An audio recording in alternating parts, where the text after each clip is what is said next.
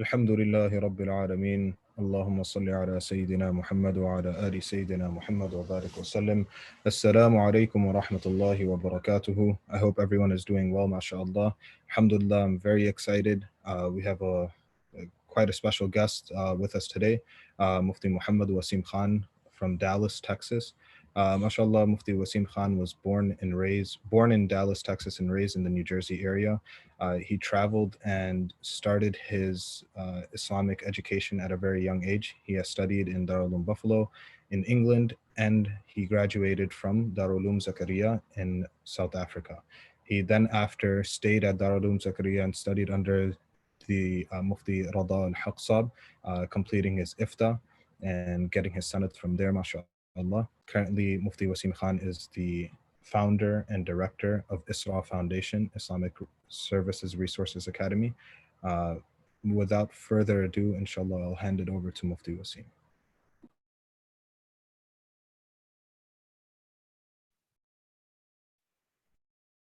السلام عليكم ورحمة الله وبركاته. بسم الله الرحمن الرحيم. نحمده ونصلي على رسوله الكريم. أما بعد. It's a beautiful opportunity to speak at Masjid Usman. I remember attending a fundraiser at Masjid Usman, possibly 6 or 7 years ago. I remember attending probably in 2014 or 2013, attending a fundraiser, and it's beautiful to see whenever our masajid, they grow and they develop, and Maulana Zishan is a very good friend. Mufti Zishan is a very, very good friend. May Allah bless him and accept from him, Hafiz Hamza and the whole team. May Allah take it from strength to strength. Allah subhanahu wa ta'ala in the Quran discusses the rulings about halal food and haram food. And under that pretext, Allah talks about one of the hunting methods of using a dog and having a dog hunt for you, and then that dog bringing the animal back, and that animal is permissible for you. Now, generally speaking, dogs, we know that their saliva is impure. And if it touches you, you have to wash that part, or if it touches a cloth, you have to wash that cloth 3 times. However, the animal as well, a normal deer, a normal elk, that is also impure, in meaning that it's dama masfuha, right? It's blood, it's carrying, it's made that it's impure until the dhibah hasn't been done, until it hasn't been slaughtered, it doesn't become purified. Now, the dog is impure, and this elk or this gazelle is also impure. And when you send that dog out to hunt and it kills that elk and brings it back, the Quran says it's permissible for you to eat if it has 2 conditions. Now, before I go into those conditions, that dog is najis, it's impure, it's a negative. The animal is impure and it's najis and it's a negative. So 2 negatives don't become a positive in Sharia, right? Scientifically, sure. Or through physics, sure, but not in Sharia. You can't take blood and pork and put them together and say, oh, subhanAllah, now it's halal. It doesn't work like that. But this dog, its saliva that is generally termed impure, turns pure when it has 2 conditions. The first condition is mu'allamin, which is that the dog has to be trained. That at least 3 times you send the dog out to hunt an animal, it kills the animal and brings it back to you without indulging in eating from it. So it's trained. That's how you know it's trained. And number 2 is that the animal has sincerity. It does not indulge from it itself. It kills it for the master and it brings it back. And when it brings it back to the master, without eating from it, and it's a trained animal, that food is halal for it to eat. When an impure dog's saliva can become a purifying factor, not only for others, but for its mouth for that time, when it has 2 conditions, when it has ilm and when it has ikhlas, sincerity. It was trained, so it has knowledge. It has ikhlas, it has sincerity because it did not eat from it. Imam Shafi rahmatullahi alayhi says, "An-nas kulluhum halikun illa al-alimun." Everyone is in danger of their faith besides the scholar. وَالْعَالِمُونَ كُلُّهُمْ هَالِكُونَ إِلَّا الْعَامِلُونَ. But the scholar himself, their faith is also in their faith is also in struggle besides the ones who act on their knowledge. وَالْعَامِلُونَ كُلُّهُمْ هَالِكُونَ إِلَّا الْمُخْلِصُونَ. And even the ones who act on their knowledge, their faith is in jeopardy. Besides the one who act upon, who have sincerity, and even the sincere ones are in jeopardy. So the bottom line is what? Out of this Ramadan, what am I getting out? This Ramadan is the Ramadan of lectures. Everywhere you go, live stream after live stream after live stream. In my live streams, I see people from all over. I see imams jumping in. Going into imams live streams, different imams, different peoples, anyone's. It's just I don't think I've ever been in so many live streams that I have in the last week. I don't think I've done as many as well, the amount of live streams that we're doing. And the culture, the community is completely changing. However, as the knowledge and the information grows, what is the purpose of the knowledge? We are constantly reminded, Allahumma inni as'aluka ilman nafi'a. Oh my Allah, I ask you of beneficial knowledge. What does ilman nafi'a mean? Not just knowledge that is good for you. Oh, if a person knows how to spell supercalifragilisticexpialidocious, oh, this is ilmul la yanfa'. Yes, but ilm la yanfa' doesn't only mean beneficial, but nafa' to who? Benefit to me.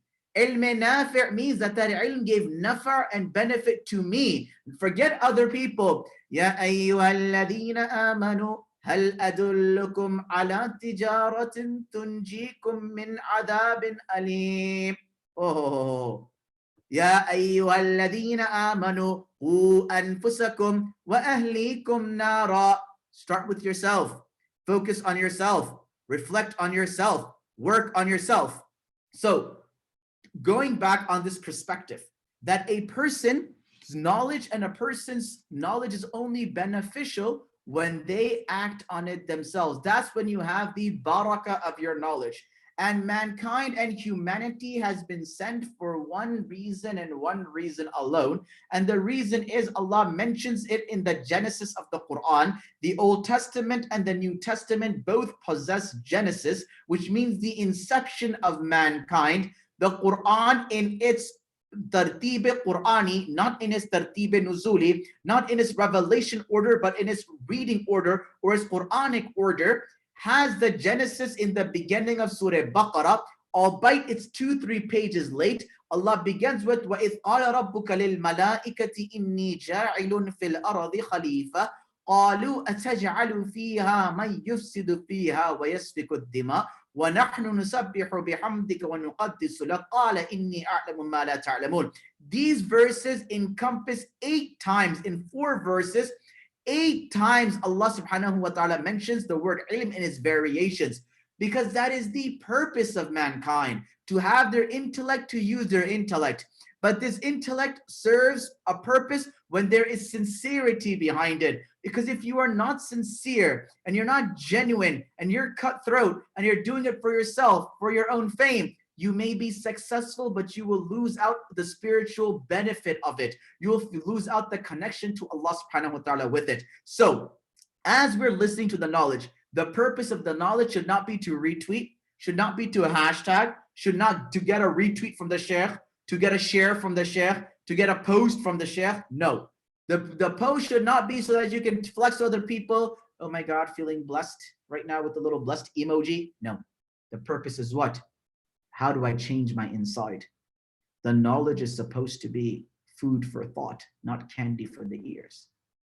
And we are surrounded around live streams. We're surrounded around the knowledge right now. I tell my mother, I was giving her a suggestion. We were talking and she tries listening to all my lectures and some other scholars' lectures. And then I asked, I said, how much Quran are you reading? So she had mentioned earlier that she was only getting very little Quran done. And I said, the whole point of these lectures is for you to read.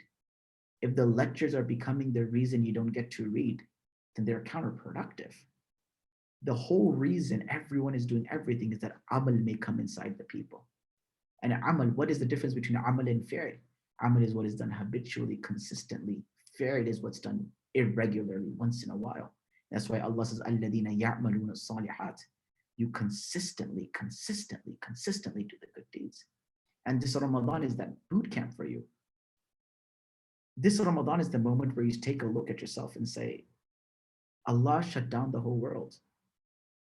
We don't know what the next weeks or the next days hold in place for us. No one imagined. We always thought to ourselves, I'll become better in Ramadan. Masjid will come, dua, tarawih, I'll pray salah more. Did we ever think that we would not be able to do this? Like, especially as youngsters and youth, elders, 40, 50 years have been people who have been doing tarawih, first saf, 50 years, 60 years, first saf. Today they don't have. There's no possibility of it. So as we are in this month, work on increasing your a'mal and measure it. Every day before iftar, talk to yourself and say, what good deeds did you do yesterday? What actions did my right angel write down? My angel on my yameen, what answers did they write down? What good deeds did they write down?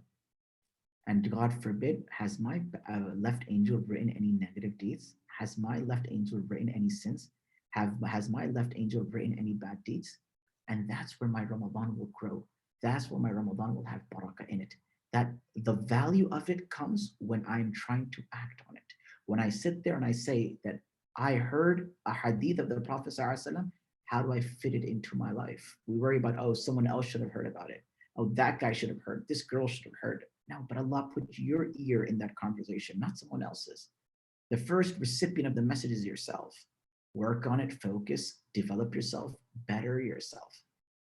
Second thing is grow an attachment to the Quran, an addiction to the Quran. The only way you're going to get the addiction to the Quran is if you truly understand the Quran. This month, there's enough resources online, 80% of the Quranic vocab, 40% of the Quranic vocab. Download those. There's Quizlets of them. Download them. Or there's also that Duolingo app as well. Download that. And every day do those exercises. Because when you will start understanding what Allah is saying to you, your recitation of Quran and your salah will be on a different level altogether. Because right now, when you pray salah and you say Allahu Akbar, and the imam is going on, and you just see like darkness. You don't have any idea what's going on. And it's like you're plucked in it's like you're placed in a dark room.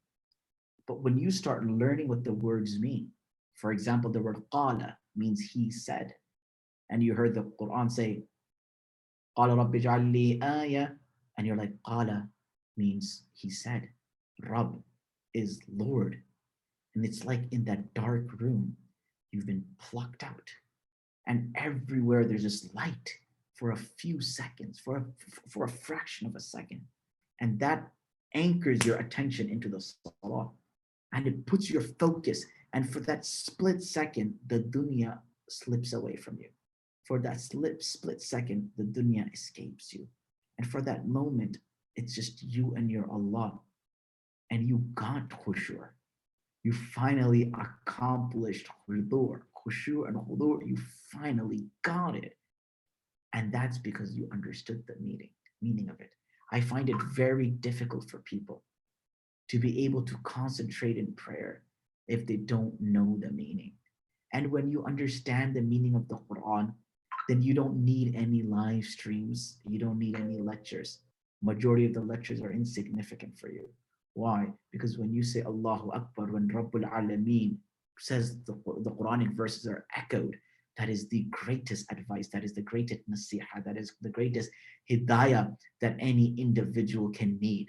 And I promise you, I was talking to one of my students today, and I said, how much Quran are you reading? So he was like, kids come up with the craziest excuses to try to cover their tracks. So my student says, yeah, Mufti Wasim, I'm actually reading from the back. So I don't really know the count of, and I'm thinking to myself that, what do you mean you don't know the count if you're reading from the back? What do you lose track of the juz if it's from the back?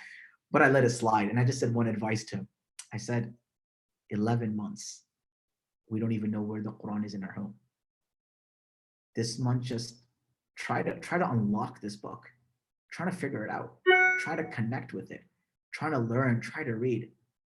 And this is the opportunity to connect with it. This is the opportunity to feel the Quran. And if you can't, the first step is understand your Surah Fatiha. Listen to a bunch of tafsirs on Surah Fatiha and the last 10 surahs. Because let's be honest, The same surahs we learned it when we were 8 is the same surahs we're reading when we're 38. Our surahs don't change, whether it's 38 or 68. We're still recycling the same Inna Atayna Qul Huwallahu Ahad, Inna Atayna Qul Huwallahu Ahad, Inna Atayna Qul Huwallahu Ahad. The very surah that says Wal Asr and talks about time and preserving time and takes an oath about people wasting time is the very surah we read in Salah to make the Salah short, save time so that we can waste time more. The surah that talks about time and Allah takes an oath on it and speaks about people wasting time, we read that very surah in a Salah to shorten the time of the salah so that we can waste time after that salah. It's the human mentality is mind-blowing. But what I want to leave you off with today is focus on the Quran, strengthen your Quran, build a connection with your Quran, and by default, build a connection with your salah. And focus on those lectures that you're actually going to implement on. Don't listen to a lecture for the hype of it. Don't listen to the lectures just because everyone else is doing it or just because it sounds like a nice topic. Look at what your need is, where you're struggling, and absorb the lecture that is befitting for yourself, that's going to work on your nafs, that's going to make you a better individual. The Prophet ﷺ didn't give a generic advice to every single individual at every single time. That is why we find in the hadith of the Prophet ﷺ when someone would ask him, Ayyul a'mali ahab, what is the ayyu afdal al-a'mal, what's the best action, what's the most beloved action? He'd give different advices. One man comes to the Prophet ﷺ, Ya Rasulullah, give me advice. All the Prophet ﷺ says is, La taghdab, hey, don't get upset. Don't get angry. Don't lose your temper. He says, the guy says, okay, zid alayya ya Rasulullah, a little more. He says the same thing. La taghdab. He says, okay, zid alayya ya Rasulullah, a little more. He says, La taghdab. He says, don't get upset. And someone else asked the Prophet, what's the best action? Says, go serve your mom. Go in the path of Allah subhanahu wa ta'ala. What's the best action? Hajj is the best action. What's the best action? Afdal al-a'mali and afdal al-sadaqa and tushbi'a kabidan ja'iran. Best sadaqah, feed a hungry person. So the Prophet ﷺ, based on different temperaments, advised differently and uniquely to different people. And that's what I summarize my discussion with today. Number one, knowledge and sincerity can transform any impure soul and turn it pure, and it can also help purify others in your whole family. Number two, only seek that knowledge that is beneficial to yourself that you're going to implement. And the knowledge that you learn, make sure you implement it. Make sure you actually do it. And number three, this is the month of Quran, become addicts of the Quran. Number four, unlock the Quran, understand the Quran, download Duolingo or download Quizlet or something that has these most frequent words of the Quran, learn them so that you have these anchor words that allow you to understand and resonate with the Quran. I'll leave you all off with that. Jazakallah khair, and we'll do a small dua. اللهم لك الحمد كما ينبغي لجلال وجهك وعظيم سلطانك. اللهم إنا نسألك الهدى والتقى والعفاف والغنى. اللهم أرنا الحق حقا وارزقنا اتباعه وأرنا الباطل باطلا وارزقنا اجتنابه. اللهم أنت السلام منك السلام تباركت ربنا وتعاليت يا ذا الجلال والإكرام. اللهم اغفر لنا ولوالدينا ولأولادنا ولأزواجنا ولمشايخنا ولمن له حق علينا يا رب العالمين. اللهم افتح المساجد. اللهم ارزقنا الصلاة في المساجد وارزقنا التلاوة في المساجد وارزقنا الدعاء في المساجد وارزقنا الإنابة في المساجد وارزقنا المرافقة في المساجد. اللهم احفظ المسجد الأقصى. اللهم احفظ المسجد الأقصى. اللهم احفظ المسجد الأقصى. إن الله يأمر بالعدل والإحسان وإيتاء ذي القربى وينهى عن الفحشاء والمنكر والبغي يعظكم لعلكم تذكرون.